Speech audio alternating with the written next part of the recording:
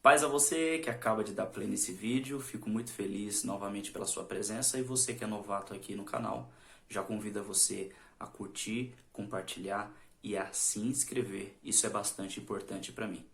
Bem, está no momento da palavra e eu quero aqui trazer uma palavra da parte de Deus ao seu coração e o texto de hoje está em Atos, capítulo 17, versículo 1. Lembrando que eu vou falar sobre o tema que já está no título do vídeo, cristão versus religioso. Cristão versus religioso.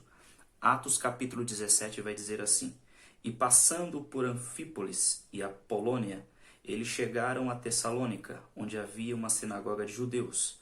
E Paulo, como tinha por costume, foi até eles.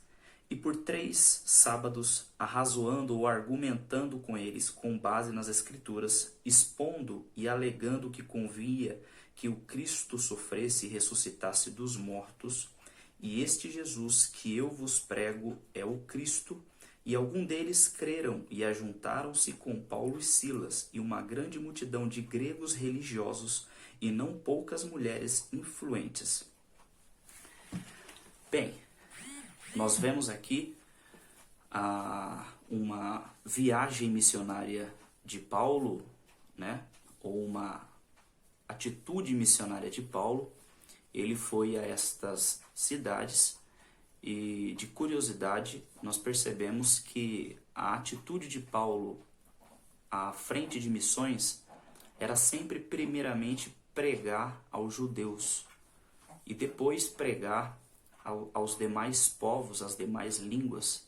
Mas ele primeiro tinha como objetivo visitar os judeus e depois de pregar aos judeus, convencer os judeus, ele pregava aos gregos, aos romanos e às demais línguas e povos da época. Ao chegar nessas cidades, Paulo ele vai direto para uma sinagoga judaica. O que era uma sinagoga? A sinagoga ela começou na Babilônia, quando os israelitas foram levados cativos para a Babilônia, lá no Antigo Testamento, e ao chegarem na Babilônia, os judeus sentiram falta dos sacrifícios e dos cultos ao Senhor, já que, passando por aqueles momentos difíceis, eles resolveram voltar ao culto a Deus. Então, como eles não podiam construir um templo, porque o templo precisava de muito espaço e eles estavam em terras inimigas, eles então, por autorização do governo, por autorização daquela nação, do rei da Babilônia, obviamente isto estava no controle de Deus, eles puderam então construir sinagogas, que eram pequenos templos, como se fossem as congregações de hoje em dia. E ali eles tinham a liberdade de cultuar e oferecer os seus sacrifícios. Então Paulo, ao ir para estas cidades, em vez de ele ir aos povos, às línguas, que ainda nem conheciam a Deus, e muito menos a Jesus Cristo, o recém-morto, o recém-ressuscitado, ele foi à sinagoga judaica. Os judeus, obviamente, eles têm algo em comum com o cristianismo. Eles creem em Deus, porém, há uma grande diferença que separa os judeus dos cristãos, é que eles não creem em Jesus Cristo, eles não creem no Messias, eles não creem na obra do Messias, na obra de Jesus Cristo, eles não creem que Jesus Cristo é o Messias. E isto faz uma baita diferença. E Paulo, ao se defrontar com aqueles judeus na sinagoga judaica, aqueles judeus eles eram religiosos da época, baseados na lei, baseados na Torá, e ali começou-se uma discussão. Então nós temos 2 personagens aqui, nós temos um cristão e nós temos o religioso. Não é diferente da nossa época, porque no meio do cristianismo há o cristão e ao religioso. Eu tenho certeza que aonde você congrega há um religioso, sempre haverá um religioso no meio de nós. Aliás, isso foi uma das grandes lutas de Paulo ao implantar as suas igrejas e tentar manter as igrejas de pé.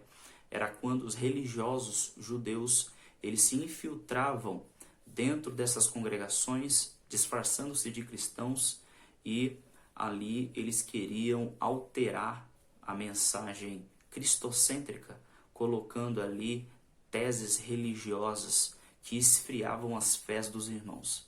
Paulo sempre lutou contra isso. E naquela sinagoga judaica não foi diferente. A Bíblia vai dizer que ele argumentou com os judeus. Bem, esta é a primeira característica. Eu quero falar aqui de 3 características de cada personagem.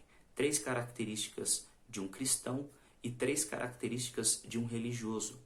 Com essas 3 características nós podemos facilmente perceber quem é cristão e quem é religioso.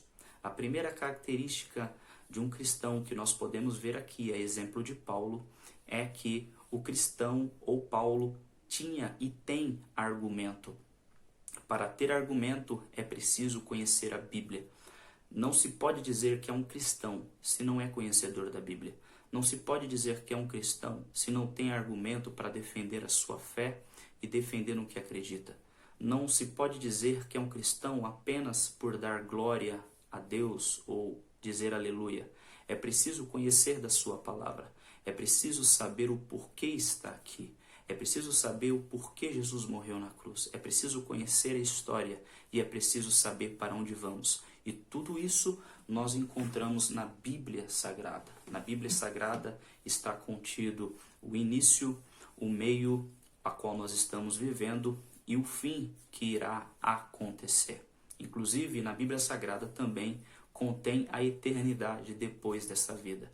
Paulo, ele tinha argumento, ele era um cristão preparado. É tanto que, ao terminar esta discussão, os seus argumentos sobrepõem sobre os argumentos do religioso. A primeira característica do religioso também é esta. Ele tem argumento.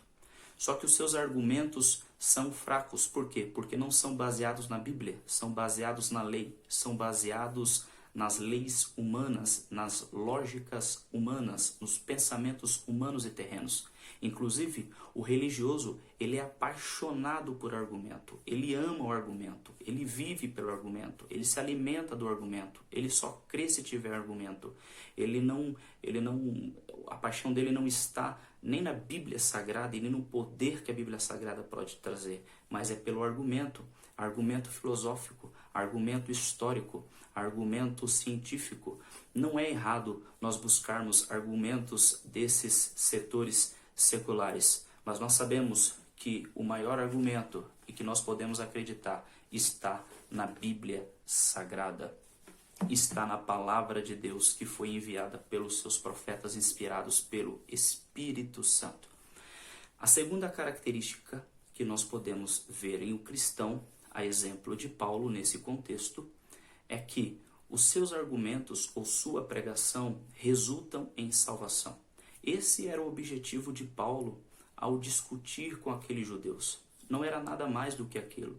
O seu objetivo era convencer e salvar aquelas almas a Cristo. É tanto que quando ele termina o seu argumento, a Bíblia vai dizer que uma multidão de gregos, inclusive religiosos, alguns poucos judeus, pessoas também de grande sabedoria e grande conhecimento, mulheres ricas, seguem a Paulo porque se convencem e acreditam em seus argumentos e eles percebem que os seus argumentos levam à salvação.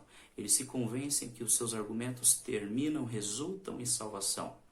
Já a segunda característica do religioso é o que os seus argumentos nunca terminam em salvação. Os seus argumentos têm como objetivo se autodeclarar, se autoselecionar, se autoexaltar, se autossantificar, se autojustificar. Mas nunca os seus argumentos terminam em salvação, porque são argumentos baseados na lei, na religião.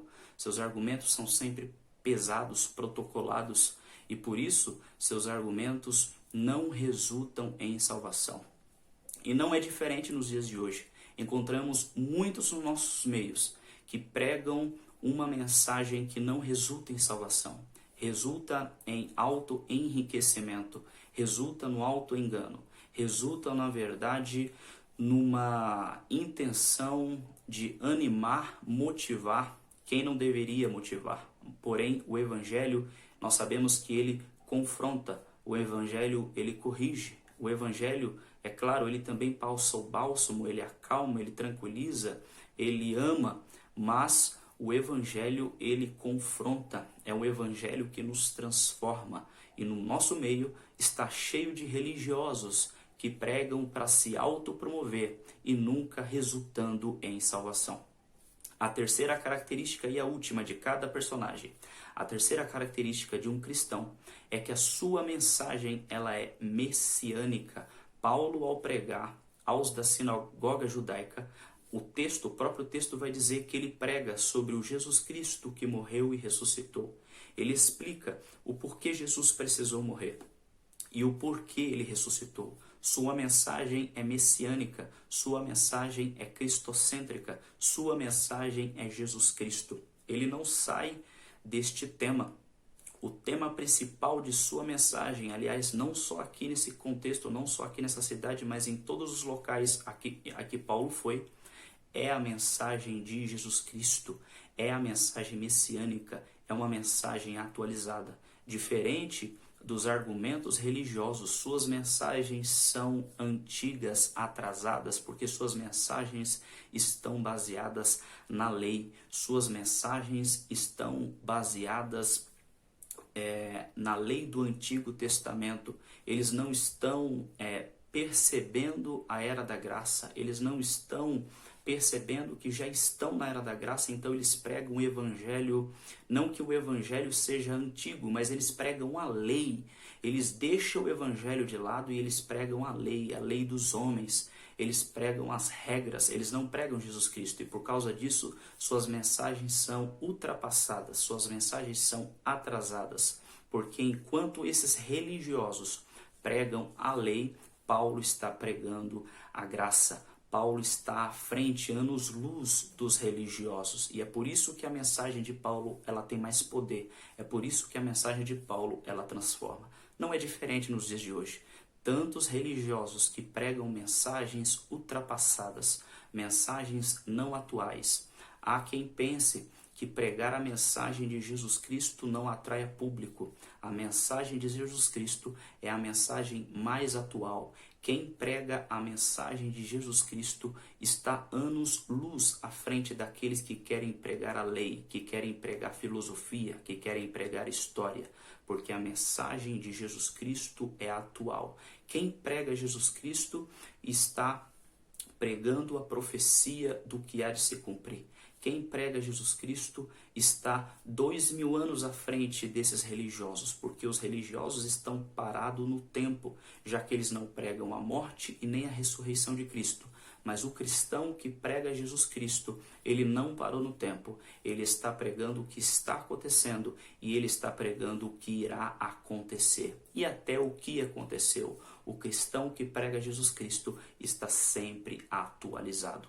Então, não é difícil a gente perceber no nosso meio quem é cristão e quem é religioso, já que o cristão ele tem argumentos bíblicos baseados na Bíblia Sagrada. O cristão, os argumentos de suas pregações, inclusive canções, terminam e resultam em salvação. E o cristão, ele prega Jesus Cristo, sua mensagem é cristocêntrica. Já o religioso, os seus argumentos são baseados na lei e nos estudos seculares. Para o religioso, seus argumentos não terminam em salvação, só terminam na sua autoexaltação, autoafirmação. E terceiro, suas mensagens não são cristocêntricas, mas são mensagens ultrapassadas e eles acham que estão se dando muito bem. Bem, termina mais um vídeo, eu agradeço a sua presença, espero que tenha gostado e que essa mensagem tenha edificado o seu coração. Se por acaso você percebe que é um religioso, é tempo de buscar mais a Bíblia, Jesus Cristo em oração e nos tornarmos cristãos a cada dia. Curta esse vídeo, compartilhe, se inscreva no meu canal. Deus abençoe a sua presença nesse canal.